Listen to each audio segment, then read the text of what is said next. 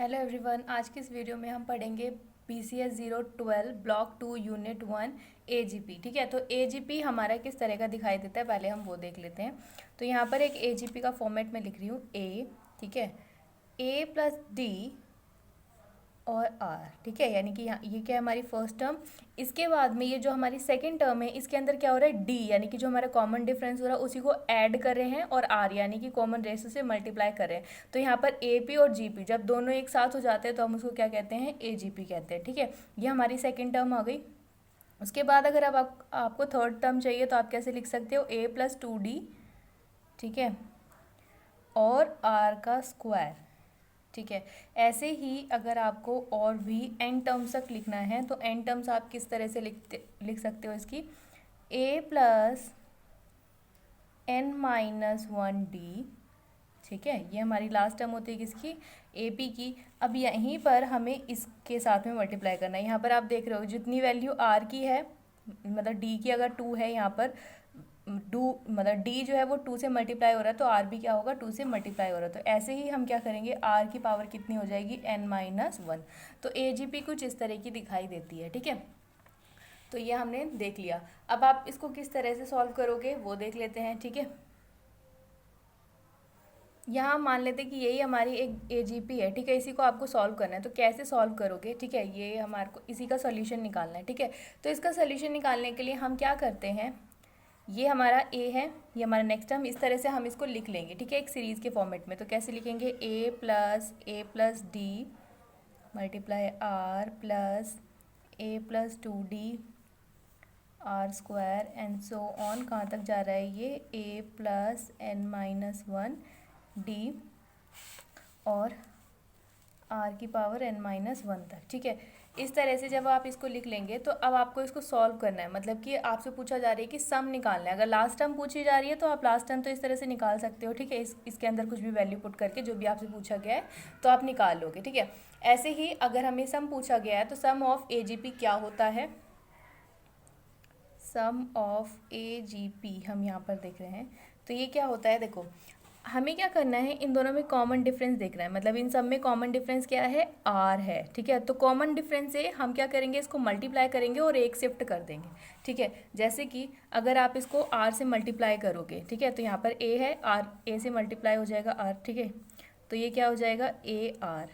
ठीक है, इसको थोड़ा शिफ्ट करना है, बस ये याद रखना है कि एक टर्म्स इसको शिफ्ट करना है। यहाँ पर AR आना चाहिए था ना, पर हम इसको क्या करेंगे, शिफ्ट करके लिखेंगे। और यहाँ पर क्या आएगा, A+D और R स्क्वायर हो जाएगा। ठीक है, AR आएगा, R स्क्वायर हो जाएगा। ठीक है, ऐसे ही आगे आगे करेंगे तो यहाँ पर इसको ऐसे ही छोड़ेंगे और इसके आगे हमारे पास क्या आएगा, इस वाली टर्म में आएगा A प्लस n-1D और R की पावर n। ठीक है, ये आएगा हमारे पास ये। ठीक है, अब इसमें से आपको क्या करना है, कॉमन डिफरेंस से मल्टीप्लाई करेंगे और बाद में इसको सबट्रैक्ट करेंगे। ठीक है, सबट्रैक्ट करेंगे तो सबट्रैक्ट करेंगे तो क्या आएगा आपके पास में, सबट्रैक्शन। ठीक है, तो यहाँ जो आपका सबट्रैक्शन में आंसर आएगा वो आएगा A, तो ये ऐसे ही आ जाएगा, A ऐसे ही आ जाएगा। इसमें से AR माइनस हो जाएगा और DR बचेगा। ठीक है, ऐसे ही आप आगे करोगे तो आएगा DR स्क्वायर। ठीक है, ऐसे ही आगे करेंगे हम तो यहाँ हमारे पास क्या आएगा,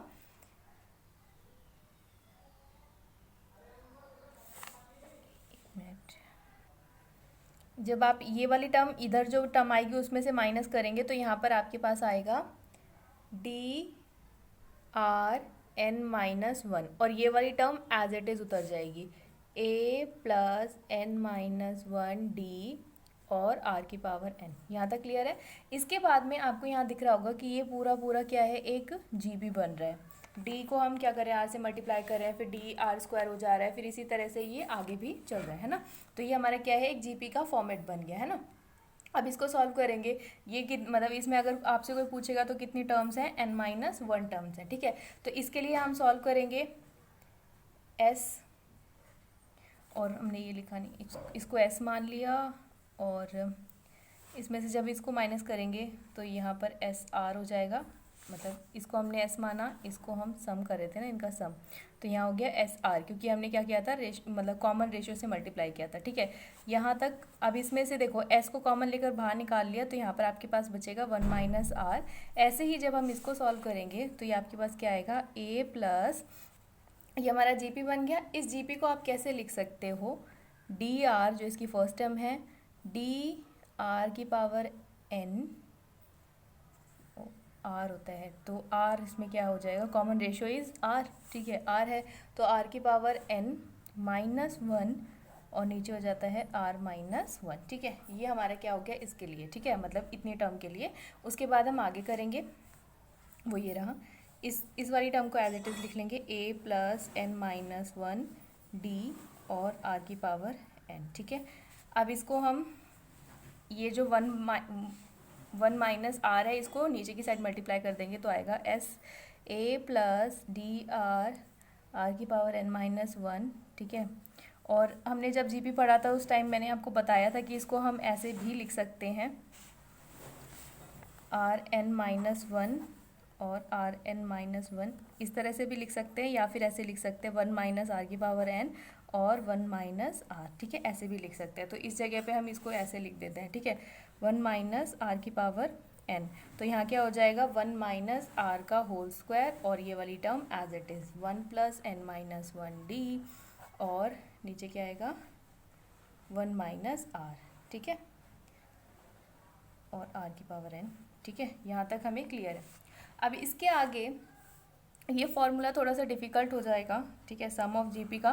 तो इसका जो प्रोसेस है वो आपको याद रखना है। सबसे पहले हमें उसका कॉमन डिफरेंस ढूंढना है। कॉमन डिफरेंस ढूंढने के बाद में उस कॉमन डिफरेंस से हमें उस पर्टिकुलर जो भी आपको एजीपी दे रखी है उसे मल्टीप्लाई करना है। उसके बाद में एक टर्म खिसका के उसको माइनस करना है, फिर उसको सॉल्व करना है, ठीक है, इतना याद रखना है। अब यहाँ पर ये हमारा था फिनाइट जीपी एजीपी के लिए। अब है हमारे पास इनफिनाइट एजीपी, ठीक है, इनफिनाइट एजीपी। तो इसको कैसे सॉल्व करते हैं, एक क्वेश्चन लिख लेती हूँ मैं। अब क्वेश्चन है हमारा इनफिनाइट एजीपी, ठीक है। तो यहाँ पर देखो क्या है, find the sum of an infinite AGP. Infinite AGP है, इसका क्या करना है, हमें सम फाइंड आउट करना है। तो ये एजीपी दे रखा है 1 plus 2x plus 3x on, ऐसे इनफिनाइट तक जा रहा है।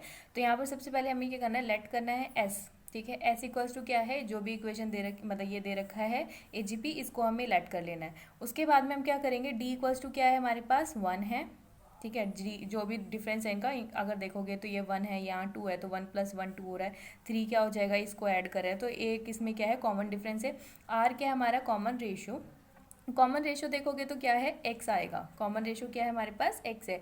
तो हमें पता है कि हमें क्या करना होता है कि जो हमारा कॉमन रेशियो आ रहा होता है उससे हम इसको मल्टीप्लाई करते हैं। तो सेम वही प्रोसेस कि मल्टीप्लाई करेंगे, मल्टीप्लाई बोथ साइड विद, किससे करेंगे, x से मल्टीप्लाई करेंगे, ठीक है। x से मल्टीप्लाई किया तो यहाँ पर आपके पास क्या आ जाएगा, x equals to x plus 2x square plus 3x square plus 4x cube और सो ऑन, ऐसे ही चलेगा। अब हमें पता है कि हमें क्या करना है, सबट्रैक्शन करना है, ठीक है। एक शिफ्ट करके सबट्रैक्ट करता है, तो इसको लिख लेते हैं हम पहले। s इक्वल्स टू क्या है 1 plus 2x plus 3x square plus 4x cube and so on infinity तक। अब इसको शिफ्ट करके लिखना है, यानी कि यहाँ से शुरू करेंगे x plus 2x square plus 3x square और यहाँ पर लिखेंगे x मतलब sx, ठीक है। अब इसको लिखा, अब ये इन्फिनाइट तक जा रहा है। अब हमें क्या करना होता है, माइनस करना होता है। अब माइनस करेंगे तो 1 एज इट इज़ आ जाएगा, 2 में से x गया तो यहाँ पर क्या बचेगा आपके पास, x बचेगा, फिर x स्क्वायर बचेगा, ठीक है। ऐसे ही ये पूरा बचेगा आपके पास इन्फिनिटी तक, ठीक है। यहाँ पर बचेगा हमारे पास x क्यूब, ठीक है, ये हो गया। अब इसके बाद में हमें क्या करना है, यहाँ पर आपको दिख रहा होगा ये क्या है, एक जीपी की तरह हो गया। यहाँ पर x की पावर 0 है, x की पावर 1 2 3 4 ऐसे चल रहा है ये, ठीक है। तो ये क्या हमारे पास इनफिनाइट जीपी है, एक इनफिनाइट जीपी है। तो इनफिनाइट जीपी का सम का फॉर्मूला क्या होता है, सम ऑफ इनफिनाइट जीपी, ठीक है। ये तो हमारा ए जी पी था, यहाँ पर हम जी पी, ये जी पी की फॉर्मेट में आ गए ना। तो जी पी की फॉर्मेट में क्या होता है, ए 1 माइनस आर, ठीक है। तो यहाँ पर आर क्या है हमारे पास, एक्स है, ए क्या है 1 है, तो 1 upon 1 minus R is X. तो ये हमारा क्या हो गया, आंसर, ठीक है। और एक चीज़ और ध्यान, एस माइनस एस एक्स होगा तो एस कॉमन आ जाएगा, वन माइनस एक्स होगा, ठीक है। अब यहाँ पर जब करेंगे तो ये जो वन माइनस एक्स है ना वो इधर चला जाएगा, ठीक है। यहाँ पर लिखना था एस माइनस एस एक्स, तो इसमें से एक कॉमन ले लिया और ये हमारा क्या हो गया, इस तरह से इसको लिख सकते हैं, ठीक है। तो यहाँ हो गया हमारे पास S one minus X equals to one upon one minus X. तो यहाँ पे जो वन माइनस एक्स है वो इधर आ जाएगा तो इसका स्क्वायर हो जाएगा, तो एस की वैल्यू क्या आ गई, one upon one minus x का होल स्क्वायर, ठीक है। ये हमारा क्या है, आंसर। तो आई होप कि आपको ये समझ में आ गया होगा। नेक्स्ट है हमारा एजीपी, वो देख लेते हैं। यहाँ शुरू कर रहे हैं हम एचपी। एचपी को हम बोलते हैं हार्मोनिक प्रोग्रेशन, ठीक है। अब एचपी क्या होता है, जैसे अगर आपको कोई एचपी बोले कि कैसा दिखाई देता है, मान लो कि अगर ये आपको एक एपी दे रखे है 2 4 6 8, ठीक है। ये एपी है ना, कॉमन डिफरेंस क्या क्या है, 2 है, तो ये हमारा एपी है। अगर आपको इसको एचपी में लिखना है तो एचपी क्या हो जाता है, इसका रेसिप्रोकल, ठीक है। ये क्या हो गया, हमारा एचपी हो गया। तो इसका तो आप सम फाइंड आउट कर सकते हो, इसका सम फाइंड करने के बाद में उसका रेसिप्रोकल कर दो, आपका आंसर आ जाएगा, ठीक है। ये हो गया। एक और ले लेते हैं एक एग्जांपल, 4 8 12 16 20 एंड 24, ये क्या है आपका एपी। अब आपका इसको बताना है एचपी, तो एचपी क्या हो जाएगा, 1/4 1/8 1/12 1/16 एंड 1/24, ये क्या हो जाएगा आपका एचपी, ठीक है। तो अब यहीं पे एक क्वेश्चन आता है कि एचपी जो है वो किस तरह का दिखता है। तो एचपी दिखता है, अगर मान लो कि कोई भी एपी दे रखा है 1 प्लस ए प्लस डी, ठीक है, इस तरह से, और ए प्लस 2d और so on A plus N minus 1d, इस तरह से होता है ना। तो हम इसका क्या करेंगे, ये हमारा क्या है ए पी में, तो इसका एच पी बनाना है, तो एच पी के लिए क्या करेंगे, 1/a प्लस डी और 1/a प्लस 2d, ऐसे ही सो ऑन, और 1/a plus N minus 1d, ठीक है। ये हमारा क्या हो गया, ये हो गया हमारा एच पी में।